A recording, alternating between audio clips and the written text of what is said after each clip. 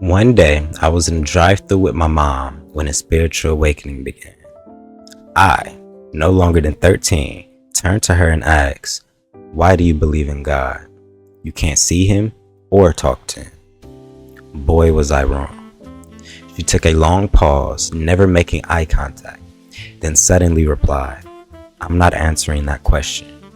He'll do something in your life that shows his presence. Until then, conversation over."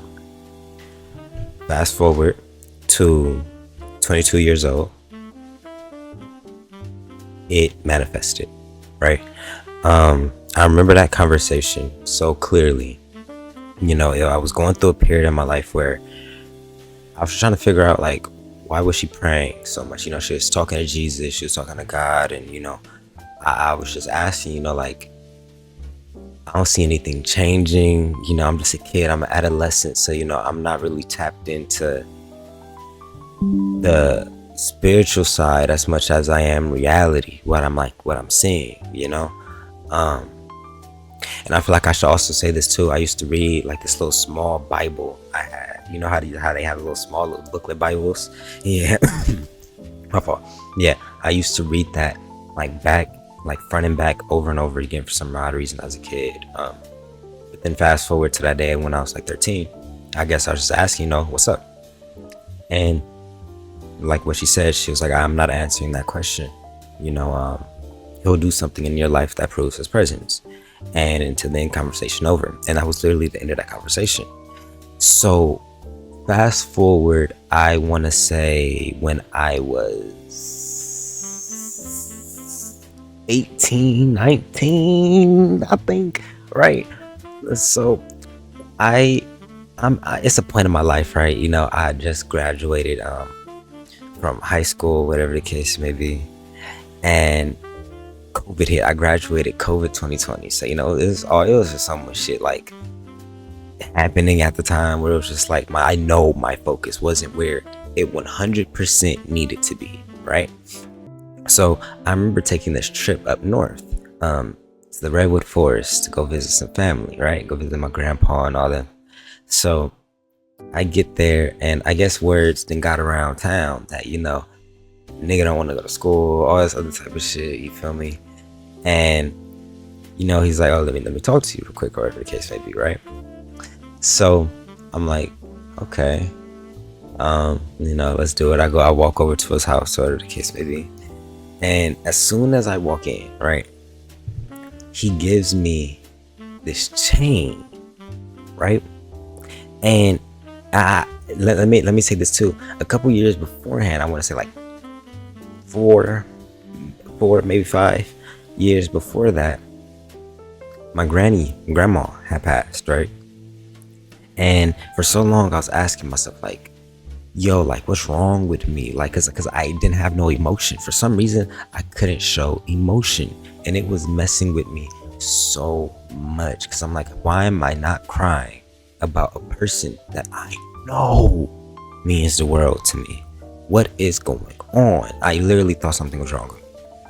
So on that trip, when my grandpa gave me that chain, right, it was this ankh, and it was like, it was real, like it was just real spiritual to it. And when he gave it to me, put it on me, I'm just like, okay, what is this? Like, I know this is something because it's like, it looks tribal, like it has beads and stuff everywhere and like gems. I'm like, I don't know what this is, but thank you. And then he starts talking to me, right? He starts talking about life and stuff like that, just gaming me up, telling me his perspective, just really counseling in a way, right? So I go back next door to, where all my cousins and stuff are at, and everybody's immediately peeping that I got this chain on, right? They're like, "Damn, he gave that to you? Like, whoa, like that's dope, like that's crazy, like he usually doesn't do." And in the back of my head, I'm like, I still don't know what this is. To me, this is just a chain. I didn't know what an ankh and all that other type of stuff. I didn't know what this was, right? I didn't know what that was yet, in a way, because I was still locked into like a Christianity and borderline, I don't know what the hell's going on, because that dude's not black and I'm black. Something's disconnecting. See, there was just a clear disconnect in the process of getting to this chain and getting to the Ankh. I went through like this point where I was like, for one, my feels like my emotions are turned off, and I'm trying to pray and all that type of stuff, but this something about this isn't resonating with me. Like, something about this isn't where I came from, and I can tell, right? And so I, throughout the day, as soon as I get back to my cousins and they get done acknowledging it and stuff like that, I just start getting random cry spells throughout the day. Every single thing I would see, smell, think, feel, anything that reminded me of my grandmother made me cry. I was emotional the whole day. And it made me start questioning. I'm like, what in the world is going on? Why do I feel my emotions all of a sudden? This is weird, bro. Like, I just keep crying, and I just keep, oh my God, like everything's just triggering me. Like, I keep releasing. And, my cousins, people were trying to come over. People like would walk out the room. I would start bursting out crying. And then like my cousins, whatever the case may be, walk up to me and be like, oh, you good? Wipe your face, whatever the case may be, before I let them back in. Like, you feel me? Like, I was really going through it for some odd ass reason. And I'm like, so nighttime hits, right? And I'm in the house that was dedicated to my granny, right? The time, that master bedroom in that house was dedicated to her, and there's this super big view, this windows everywhere, and it looks straight into the forest, right? It's like super duper beautiful trees and stuff like that. It's just real relaxing. I promise you, I got in bed about, I would like to say about like 10, 11, right? It was like 2 o'clock in the morning. I'm still laying in that bed, wide awake, right? Let me remind you, I know I'm wide awake. I'm not checking my phone. It just feels like I'm just like laying there. You know how when you're just like, you want to go to sleep, your body's like relaxed, but you're just super conscious, right? Like you're just there for some odd reason. It's almost like you're meditating with your eyes open. It was so weird what was happening. So then, all of a sudden, I promise you, all of a sudden, it's like everything got really quiet. I didn't hear any birds. I didn't hear the trees whistling. Like, I'm literally in the middle of the forest. Like, I didn't hear a peep. And then I just felt this rush of like energy coming through me. It was really weird, and I know this sounds like some psychotic, this nigga tripping, he was high. No, like, I swear to God, I was present, fully, like, damn near sober. I told you I was just laying there for 3 hours. I just feel this rush of energy flowing through my body, and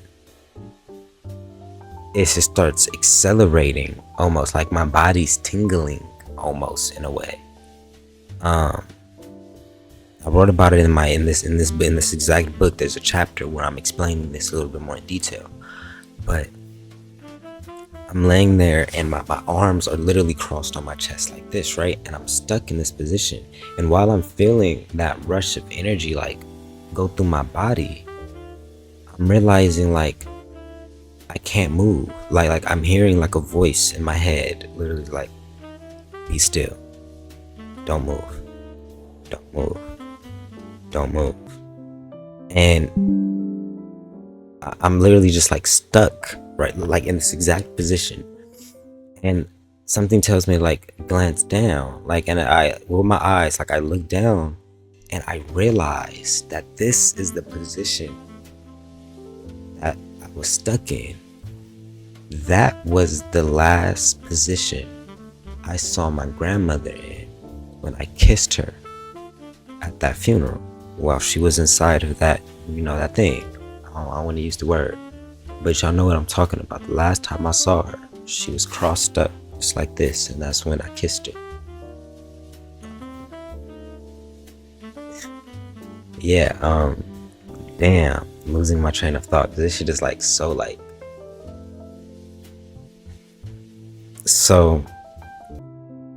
As soon as I realize I'm stuck in that position, I like start bursting out in tears because I realized like what was happening. Things were starting to click. All that crying spells throughout the day, all of the chain getting put onto me, things started to make a little bit more sense. I started realizing, whoa, she's here. And I immediately went into tears. And as the crying started, I swear to God, it was like a bright white light in front of me. It was almost like a portal. It was almost like I could look through this light almost. And there was something on the other side of this light that I didn't see any faces. I didn't anything like that. It was just pure energy and words. I didn't have to see no physical form. All I just saw was light. And while I was crying, I was like, oh my God, I'm so sorry. I know you wouldn't have wanted to see me like this. Like I felt like very pitiful in a way, because I'm like, yo, I know something ain't right. My spirit, like I'm so sorry, right? And all of a sudden I started getting like messages. Like I was getting things told to me, like forgive yourself. Like I was hearing come, and that was the potent word. It was like, come to me, come,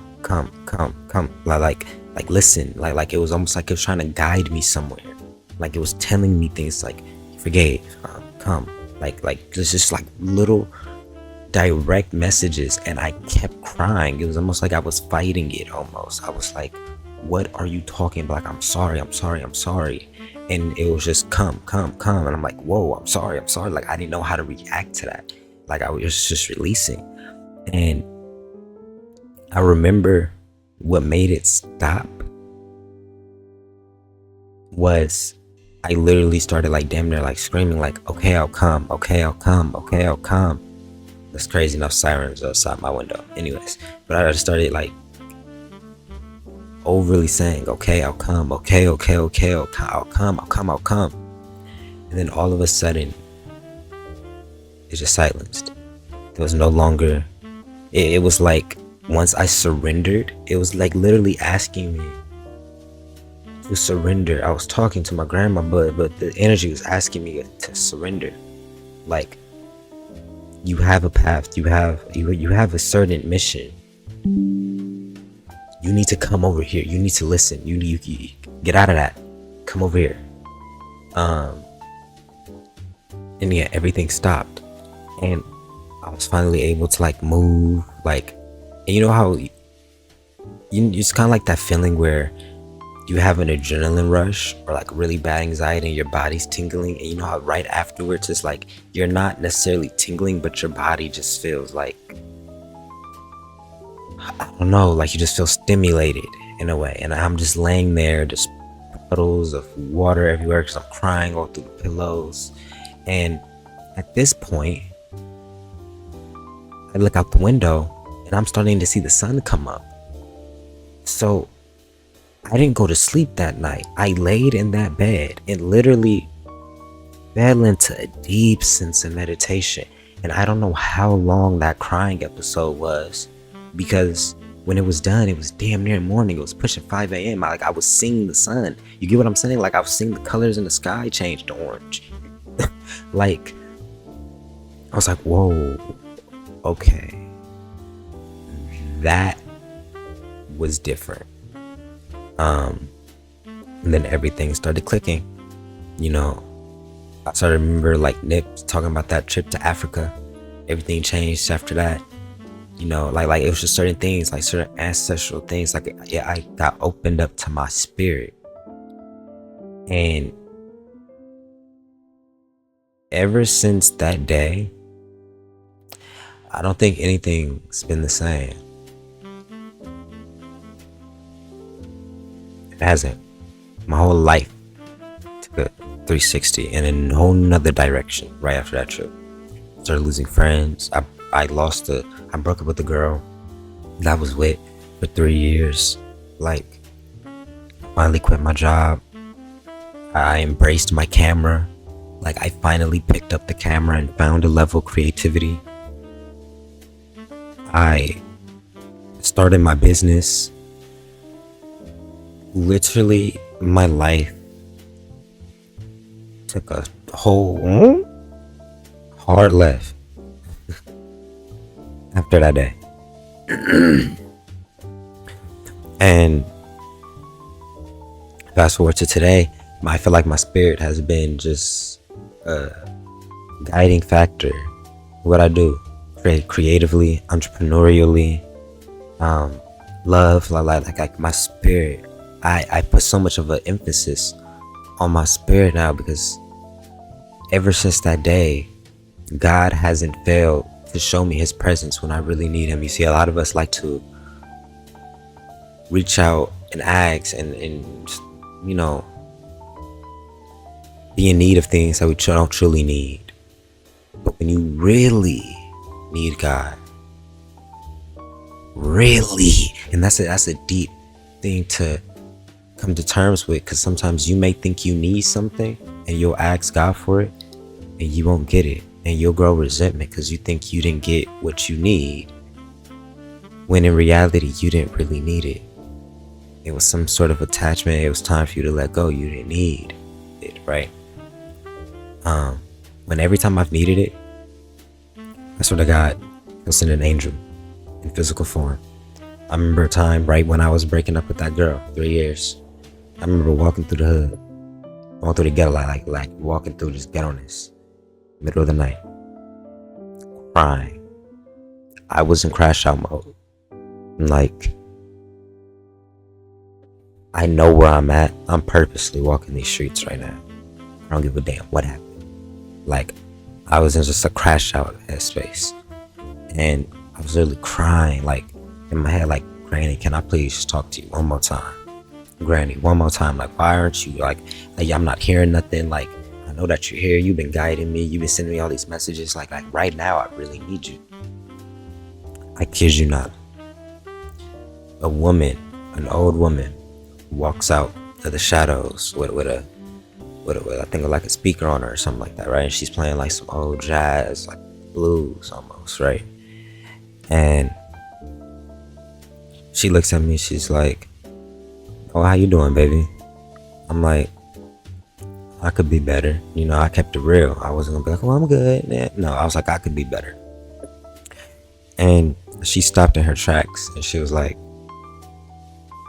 "Do you believe in God?"